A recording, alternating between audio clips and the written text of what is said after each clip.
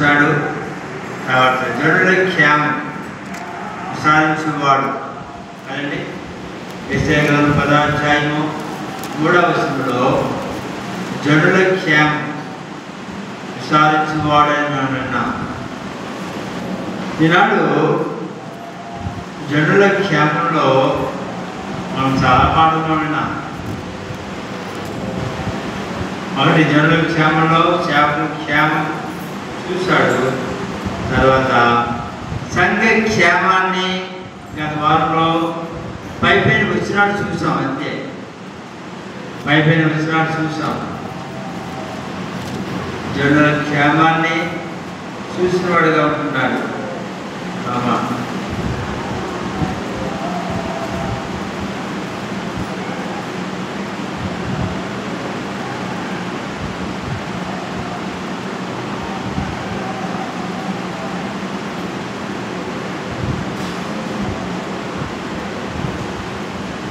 యెషయా గ్రంథం 10వ అధ్యాయము 3వ వచనంలో జనుల క్షేమం విసారించువాడు. మన ద్వారా సంఘానికి క్షేమం కలగాలి. మన ద్వారా క్షేమం, జనుల క్షేమం. హామాను మధ్యకే ద్వారా జనులకు ఏమ కలిగింది? క్షేమం కలిగింది. హామాను ద్వారా సంఘానికి కీడు కలిగింది అని మనం విన్నాం. జనులు అంటే ఎవరు? సంఘం అంటే ఎవరు చెప్పండి? తిమోతికి రాసిన మొదటి పత్రిక, తిమోతికి రాసిన మొదటి పత్రిక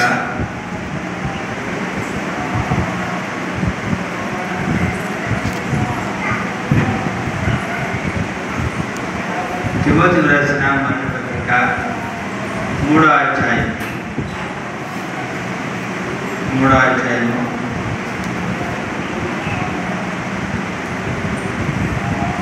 14-15 శీఘ్రముగా నియోజకవర్గాన్ని నిరీక్షించున్నాను. అయినను నేను ఆలస్యం చేసినలా దేవుని మందిరంలో అనగా జీవము గల దేవుని సంఘములో జనులు ఎలాగో ప్రవర్తింపగలను అది నీకు తెలియవలని ఈ సంగతులు నీకు వ్రాయిస్తున్నాను. ఆ సంఘము శిక్షణకు స్తంభమును ఆధారమునై ఉన్నది అన్నాడు. ఇక్కడ దేవుని మందిరములో అనగా జీవము గల దేవుని సంఘములో. దేవుని మందిరము అంటే ఏంటి? జీవము గల దేవుని సంఘం. జీవము గల దేవుని సంఘం తెలియక చాలామంది దేవుని మందిరం అంటే అక్షరార్థమైన మందిరం అనుకుంటున్నారు చాలామంది. ఇది కూడుకోవడానికి మందిరమే, కానీ దేవుని మందిరము క్రిస్టియన్ పదార్థంలో మనం అదే ధ్యానం చేస్తున్నాం. జనుల క్షేమమును సాధించువాడు మధ్యకి మనము మందిర క్షేమాన్ని విచారించాలి. మందిర క్షేమాన్ని విచారించాలి అంటే సంఘం యొక్క క్షేమాన్ని విచారించాలి. జనులు ఎలాగూ ప్రవర్తింపబడినో అది మీకు తెలియవలని ఈ సంఘటన వ్రాయిస్తున్నాను. ఆ సంఘం సత్యమునకు స్తంభం, సత్యమునకు స్తంభం. దేవుని సంఘం అర్థమైందా నీకు? జీవము గల దేవుని సంఘం. మన ప్రభు జీవము గలవాడు. జీవము గలవాడు కనుక మనం ఎక్కడున్నా జీవము గల దేవుని సంఘంలో ఉన్నా. ఎవరు ఎలా ప్రవర్తిస్తున్నారో మనం గమనించాలి. ఎవరు ఆత్మక సంబంధమైన మనుషులో, ఎవరు ప్రకృతిమైన సంబంధమైన మనుషులో, ఎవరు శరీర సంబంధమైన మనుషులు మనం గమనించాలి. దేవుడి సంఘం. పేతురు రాసిన మొదటి పత్రిక చూడండి ఒకసారి. పేతురు రాసిన మొదటి పత్రిక దేవుడి సంఘము అనగా ఏమిటి? దేవుడి మందిరం అనగా ఏమిటి? దేవుడి సంఘం, జీవము గల దేవుడి సంఘం.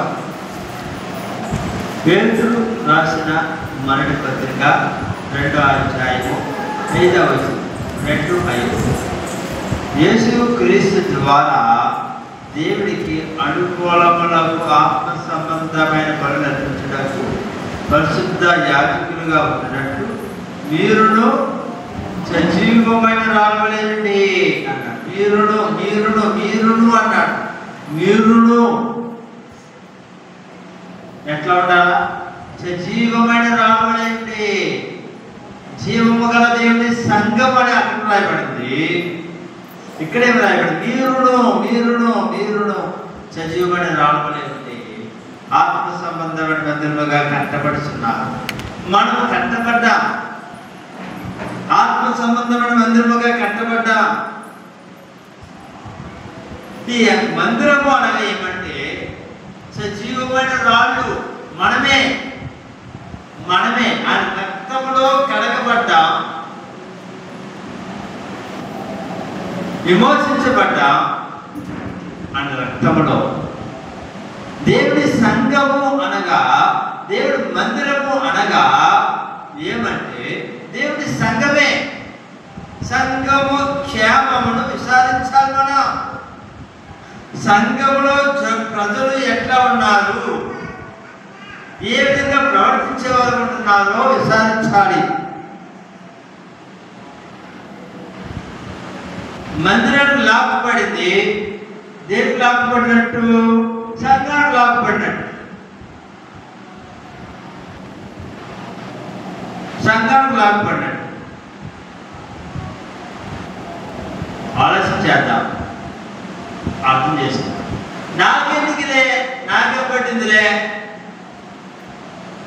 నాకెందుకులే అనుకుంటే ఈ సంఘం అడిగిపోయి ఎందుకు? ఆ సంఘం అంటే ఏమిటి? ఒక మాట చూడండి. కొరింథీయులకు రాసిన మొదటి పత్రిక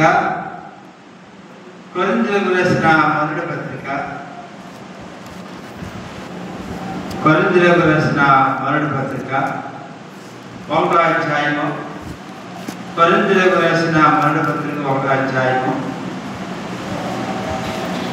2వ వచనం, 1-2. కొరింథీలో ఉన్న దేవుడి సంఘమునకు, కొరింథీలో ఉన్న దేవుడి సంఘమునకు ఇట్లా అనుకుందాం. జడ్నడుపుడులో ఉన్న దేవుడి సంఘమునకు, అక్కడ ద్వారపుడులో ఉన్న దేవుడి సంఘమునకు అనగా క్రీస్తు యేసునందు పరిశుద్ధపరచబడిన వారై పరిశుద్ధులుగా ఉండటకు పిలువబడిన వారికి అన్నాడు. వారికి మనకును ప్రభువుగా ఉన్న మన ప్రభు అయిన యేసుక్రీస్తు నామమున ప్రతి స్థలములో ప్రార్థించిన వారందరికీ శుభమని చెప్పి వ్రాయినది అన్నాడు. దేవుడి సంఘమునకు అనగా అని దేవుడి సంఘం అంటే ఎప్పుడు ఆడ వివరించబడింది. దేవుడి సంఘం అంటే ఏమిటి? నువ్వు నేను అనుకున్నా కదండి. మీరు అన్నాడు, సజీవమైన రాళ్ళు మీరు అన్నాడు, ఆత్మ సంబంధమైన మందిరముగా కట్టబడ్డారు అన్నాడు. అదే సమయంలో జీవము గల దేవుడి సంఘము అన్నాడు. అదే సమయంలో ఇక్కడేమంటున్నాడంటే క్రీస్తు యేసునందు పరిశుద్ధపరచబడిన వారే పరిశుద్ధులుగా ఉండుటకు మనం ఎందుకు పిలువబడ్డాం? దేవుడి సంఘం. బాబు రక్షింపబడ్డావా? ఆ రక్తంలో కడగబడ్డావా? విమోచించబడ్డావా? చాలా మంది ఏమనుకున్నామంటే నాకెందుకులే మందిరం గడవా, మందిరం అంటే ఎప్పుడు అర్థం కావడం లేదు. చాలా మందికి మందిరం అంటే అక్షరార్థంగా ఈ మందిరం అనుకుంటున్నా, ఇది కూడుకోవడానికి మందిరం. చెట్టు కింద కూడుకున్నా సంఘమే, పుట్ట కింద కూడుకున్నా సంఘమే. ఎక్కడ 2-3 నా నామను కూడి ఉంటారు, వారి మధ్యనే ఉంటా అని చెప్పాడు. సంఘం అంటే పరిశుద్ధపరచబడిన వారు. సంఘం సంఘ క్షేమం విచారించాలి. సంఘ మొర్దెకి సంఘ క్షేమమును విచారించువాడు. మొర్దెకి జనుల క్షేమాన్ని విచారించువాడు. ఒక శత్రువు వస్తుంటే ఎవరా శత్రువు? హామాను వస్తుంటే హామాను బారి నుండి తన చెడులను తప్పించాడు. మొర్దెకి ఈ శత్రువు ఎవరో? అపవాదులు. ఈ శత్రువు ఎవరో? శరీరం. ఈ శత్రువు ఎవరో? లోకం. ఈ శత్రువు లోకం, సాతానుడు. ఈ శత్రువు కదా. ఆలోచించేద్దాం. పరిశుద్ధ సంఘం అంటే నీకు అర్థమైనప్పుడు సంఘ క్షేమాన్ని విచారించాలి. సంఘ క్షేమాన్ని విచారించాలి. అందుకే 69 చూడసారి ఈ మాట బాగా అర్థం చేసుకోండి. 69వ కీర్తన, కీర్తన గ్రంథం 69వ కీర్తన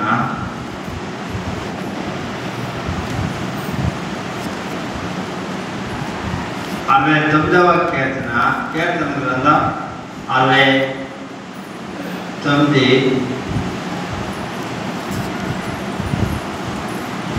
వచనం 8. 69 వచనం 8. దావీదు ఏమంటున్నాడో చూడండి ఒకసారి.